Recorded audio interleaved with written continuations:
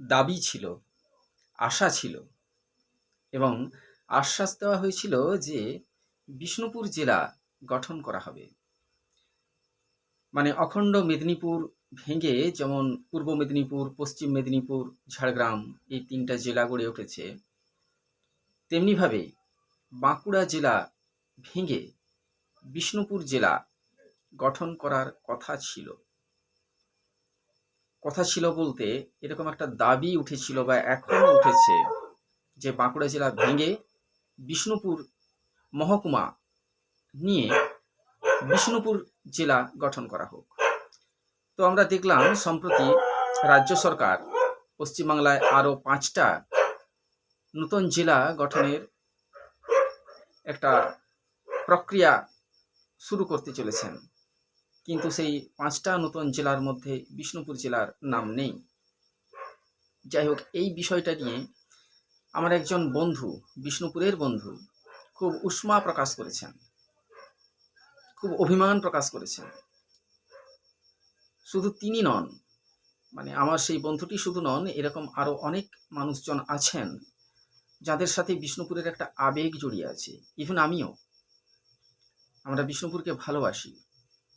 তাই আমরা চাই যে বিষ্ণুপুর আরও ডেভেলপ হোক, সারা দেশের মধ্যে, সারা বিশ্বের মধ্যে নিজেকে আরও উজ্জ্বলভাবে ফোকাস করুক, এটা আমরা চাই। তো অনেকেই চাইছিলেন বিষ্ণুপুর জেলা হোক, কিন্তু হলো না। তো এই না হওয়া কারণে তাদের মনে খুব দুঃখ, কষ্ট এবং নানাভাবে সে অভিমান, উষ্মা প্রকাশ পাচ্ছে। এই প্রসঙ্গে সেই বন্ধু আমাকে আমার বক্তব্য কি সেটা জানতে চেয়ে একটা ভিডিও বানাতে বলেছিলেন আমার বক্তব্য নিয়ে। তাই আমি সংক্ষেপে কয়েকটা কথা বলছি। দেখুন, দেখতে হবে যে আমরা যা করতে যাচ্ছি রাজনৈতিক বা প্রশাসনিক, এই যে জেলা গঠন, জেলা গঠন একটা প্রক্রিয়া। জেলার যে ভূখণ্ড সেটা তো মহাকাশ থেকে আসবে না, তাহলে এক্সিস্টিং কোনো জেলাকে ভেঙেই একটা জেলা তৈরি করতে হবে। তাহলে এটা একটা প্রশাসনিক সিদ্ধান্ত। তো এই প্রশাসনিক সিদ্ধান্ত আবেগ সর্বস্ব হতে পারে না। নতুন জেলার যে ভাবনা, তার মধ্যে আবেগ আছে, ইমোশন আছে। মনে আছে যখন মেদিনীপুর জেলাটাকে ভাঙা হয়, 3টা জেলাতে ভাগ করা হচ্ছিল, তখন মেদিনীপুর জেলা অখণ্ড থাকুক, ভাঙতে দেব না, এই মর্মে একটা কমিটি গঠন হয়েছিল মেদিনীপুর শহরে এবং রীতিমতো আন্দোলন শুরু হয়েছিল। কেননা মেদিনীপুরকে ঘিরে তাদের আবেগ ছিল। কিন্তু আবেগ তো স্থায়ী হতে পারেনি। এত বড় জেলা, প্রশাসনিক সুবিধার জন্য তাই ভাগ করা হয়েছে মেদিনীপুরকে। তো বাঁকুড়া জেলাতে আমরা অনেকেই আমাদের মধ্যে বাঁকুড়া জেলাটাকে ভেঙেই বিষ্ণুপুর জেলা করতে চাইছে। এর মধ্যে আবেগ আছে, ইতিহাস আছে বলে তারা বলছেন। কিন্তু এই ইতিহাস কি বিষ্ণুপুর জেলা গঠনের ইতিহাস? আমি বোধহয় বিষয়টা ঠিকমতো বোঝাতে পারলাম না এক কথায়। তাই আর একটু বিস্তারিতভাবে বলি।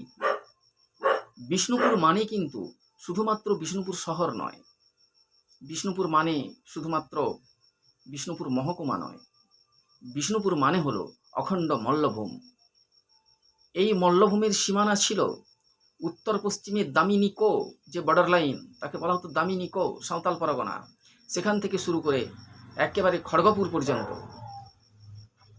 মানে বর্তমান সময়ে দাঁড়িয়ে আমরা বলতে পারি যে পুরো বাঁকুড়া জেলা, পশ্চিম বর্ধমান, ঝাড়গ্রাম, পশ্চিম মেদিনীপুর এবং সাঁওতাল পরগনার একটা বিশাল অংশ জুড়ে ছিল এই অখণ্ড মল্লভূম সাম্রাজ্য। 1760 সাল, দীর্ঘ প্রায় প্রায়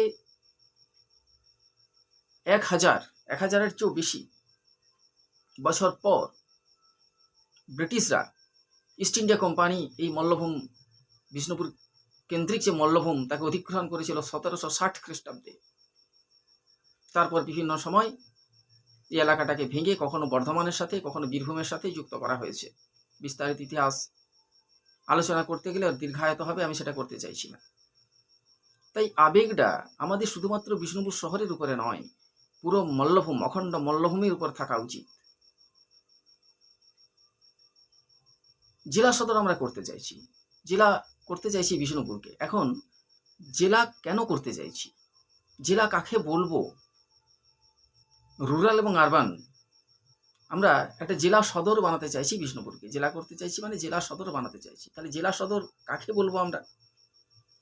পাবলিক অ্যাডমিনিস্ট্রেশন যদি পড়েন, জনপ্রশাসন একটা শাস্ত্র, এই জনপ্রশাসনে বলা আছে সর্বজন স্বীকৃতভাবে যে যেখানে প্রশাসনিক সদর কার্যালয়গুলো থাকে সেটাকে আমরা বলবো শহর। জেলা প্রশাসনিক কার্যালয় থাকলে সেটা হবে জেলা শহর, ব্লক প্রশাসনিক কার্যালয় থাকলে সেটা বলবো ব্লক শহর। সে অর্থে বিষ্ণুপুর হচ্ছে মহকুমা সদর। এখানে জেলা সদর হলে কি হবে না, কিছু জেলা অফিস এখানে গড়ে উঠবে, জেলা কার্যালয়গুলো। তো 2026 সালে দাঁড়িয়ে দেখুন, এই যে জনপ্রশাসন, আমাদের ভারতবর্ষের যে জনপ্রশাসন, এটা হচ্ছে জনকল্যাণকামী জনপ্রশাসন। যারা আমলা অ্যাডমিনিস্ট্রেটর তাদেরকে বলা হয় পাবলিক সার্ভেন্ট, জনগণের সেবক। তো এখানে সরকারের যে পরিষেবা, যেটা তৃণমূল স্তরের একেবারে প্রতিটা মানুষের কাছে পৌঁছে দেওয়ার ব্যবস্থা করা হয়, সেখানে মুখ্য ভূমিকা পালন কে করে? হ্যাঁ, একটা টপ অফ দ্য পয়েন্টে জেলা প্রশাসন থাকে ঠিকই, কিন্তু তৃণমূল স্তরে নেমে এসে সেই কাজটা করে ব্লক প্রশাসন। আধুনিক সময়ে আরও তার বিকেন্দ্রীকরণ হয়েছে, এখন হয়েছে, তখন ছিল দুয়ারে সরকার, এখনও জনকল্যাণ শিবির হচ্ছে, মাঠে ময়দানে নেমে জনগণের কাছে সরকারি পরিষেবাগুলোকে পৌঁছে দেওয়া হচ্ছে। তার জন্য তো জেলা প্রশাসনিক কার্যালয় গঠনের প্রয়োজন হয় না। বাঁকুড়া সদরের মানুষ যে সরকারি পরিষেবা যেভাবে পায়, বিষ্ণুপুরের সুদূর একটা গ্রামাঞ্চল বেলসুলিয়া অঞ্চল কি মোড়ার অঞ্চলের একটা প্রত্যন্ত অঞ্চল, সেখানকার নাগরিকরাও কিন্তু সেই সুযোগ সুবিধাগুলো পাচ্ছে। কিসের মাধ্যমে? না, ব্লক প্রশাসনের মাধ্যমে। এবং আরও ওই যে বললাম, আরও বিকেন্দ্রীকরণ হয়েছে, জনকল্যাণ শিবির, তার মাধ্যমে মাঠে ময়দানে নেমে সে সরকারি পরিষেবা জনগণের কাছে পৌঁছে দেওয়া হচ্ছে। তাহলে জেলা সদর করতেই হবে, এর মানেটা কি? এর মানেটা কেবলমাত্র একটা ইমোশন বা আবেগ আমাদের মনের মধ্যে রয়ে গেছে। সেই আবেগটা কিন্তু নিছক আবেগই, সেটা বিষ্ণুপুরকে ভালোবেসে আবেগ আমার মনে হয় নয়। কেন নয়? বিষ্ণুপুরকে যদি আমরা সত্যি ভালোবাসতাম, তাহলে স্বাধীনতার এতগুলো বছর পরেও বিষ্ণুপুরকে কি আমরা নিট অ্যান্ড ক্লিন করতে পেরেছি, পরিচ্ছন্ন রাখতে পেরেছি? ধরুন তর্কের খাতিরে ধরা গেল যে বিষ্ণুপুর জেলা সদর হলো, জেলা হলো, বিষ্ণুপুর জেলা হলো, বিষ্ণুপুর শহরটা জেলা সদর হলো। এখন যেখানে প্রশাসনিক কার্যালয় রয়েছে রবীন্দ্র স্ট্যাচু মোড়ে, সেটা হবে জেলা দপ্তর, জেলা প্রশাসনিক কার্যালয় হলো। তমসায় বিভিন্ন ব্লক থেকে যারা পরিষেবা নিতে আসবেন এবং বিভিন্ন ব্লকের আধিকারিকরা যারা আসবেন, তাদের জন্য পর্যাপ্ত রাস্তা আছে তো বিষ্ণুপুরে? রাস্তা আছে?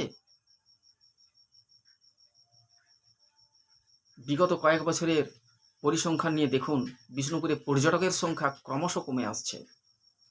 বাইরের পর্যটকরা বিষ্ণুপুরে আর আসছে না। কি কারণে আসছে না তদন্ত করেছেন? বিষ্ণুপুরকে তো ভালোবাসেন, আবেগ দিয়ে ভালোবাসেন। আসছে না তার কারণ বিষ্ণুপুরে গাড়ি পার্কিংয়ের জায়গা নেই, গাড়ি চলাচলের জায়গা নেই। বিষ্ণুপুরে প্রতিযোগিতা চলে কে কতটা ফুটপাথ দখল করতে পারে, সে তো চলে, এখন আবার শুরু হয়েছে কে কতটা রাস্তা দখল করতে পারে। ফুটপাথের উপরে বাড়ি, রাস্তার উপরে শেড বাড়ানো আছে, বিষ্ণুপুর শহরের ভিতরে গাড়ি ঢুকে না। চার চাকা নিয়ে যেতে হবে না, আপনি দ্বিচক্রে যান, মোটর সাইকেল নিয়ে, মোটর বাইক নিয়ে আপনি বেরাবেন দেখি সন্ধ্যাবেলায় বিকালবেলায় ওই চকবাজার, বোলতলা ওই এলাকাটায়, তারপর বড় কালীতলা এলাকাগুলোয়, শাঁখারি বাজার এলাকাগুলোয়। আর পুকুর ভরাট, অজস্র পুকুর ভরাট হয়েছে, আমি দায়িত্ব নিয়ে বলছি।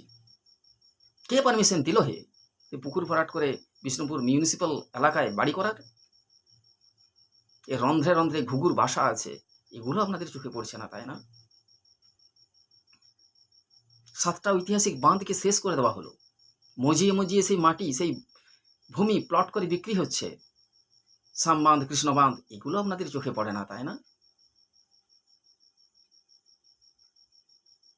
সবেধন নীলমণি ওই লাল বাঁধের কিছুটা সংস্কার হয়েছে, হ্যাঁ কিছুটা হয়েছে। যে লাল বাঁধটাকে বাঁধানো হলো, সংস্কার করা হলো, এটা কি লাল বাঁধের অরিজিনাল নকশা? আমি চাইব 1760 সালের সেই নকশা যখন ব্রিটিশ অধিগ্রহণ করে তখন এই বাঁধগুলোর পরিসীমা কতটা ছিল আর এখন আজ কতটুকুতে দাঁড়িয়েছে। ওই মুজিয়ে মুজিয়ে মাটি করে দিচ্ছে, বাড়ি করছে, প্লট করছে, সেগুলো আপনাদের চোখে পড়ছে না, আর আবেগে হাসছেন বিষ্ণুপুরকে জেলা সদর করতে হবে, তাই না? পাহাড়ের মতো যে পাহাড়গুলো ছিল বাঁধের, সেগুলোকে কেটে সরেজমিন করে প্লট হচ্ছে, সেগুলো আপনাদের চোখে পড়ছে না। কালিন্দিতে যান, কালিন্দি যেটা বাঁধ ছিল সেটাতে কচুরিপানা চাষ করিয়ে প্লটিং করা হচ্ছে, জমি করা হচ্ছে, সেগুলো আপনাদের চোখে পড়ছে না। আর বিষ্ণুপুরকে জেলা সদর করো, আবেগ। যে পবিত্র পুষ্করিণী, যে পরীক্ষা, যেখানে মা মৃন্ময়ীকে স্নান করানো হতো, ভোগ রান্নার জল আনা হতো, সেখানে মানুষ পায়খানা করছে, মানে বিষ্ঠা ত্যাগ করছে, সেগুলো আপনাদের চোখে পড়ছে না। ওই পরীক্ষাগুলোকে মুজিয়ে বাড়ি উঠছে, কার মদতে, কাদের মদতে, সেগুলো আপনাদের চোখে পড়ছে না। মদনমোহন মন্দিরের সামনে যে একটা ইঁদারা ছিল, আমরা ছেলেবেলাতে ইঁদারা বলতাম, খুব সুন্দর করে বানানো, সেটা তো শেষ হয়ে গেছে, সেটা আপনাদের চোখে পড়ছে না। মল্লেশ্বরে যে জল্লেশ্বর শিব, সেটা মাটি দিয়ে ঢাকিয়ে মুজিয়ে দেওয়া হয়েছিল। যাই হোক, স্থানীয় কিছু ছেলেদের প্রচেষ্টায় সেটা আবার পুনরুদ্ধারের চেষ্টা চলছে। তো পর্যায়ক্রমে বিষ্ণুপুরকে শেষ করা হচ্ছে, জলাশয়গুলোকে শেষ করা হচ্ছে, পোকা বাঁধে হাইড্রেন ঢুকিয়ে দেওয়া হয়েছে।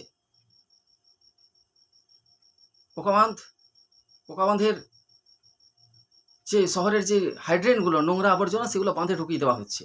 ছি ছি ছি, এগুলো আপনাদের চোখে পড়ছে না? এগুলোর জন্য কোনো প্রতিবাদ নেই। কৃষ্ণবাঁধকে একটা ছোট খালের মতো করে দেওয়া হলো।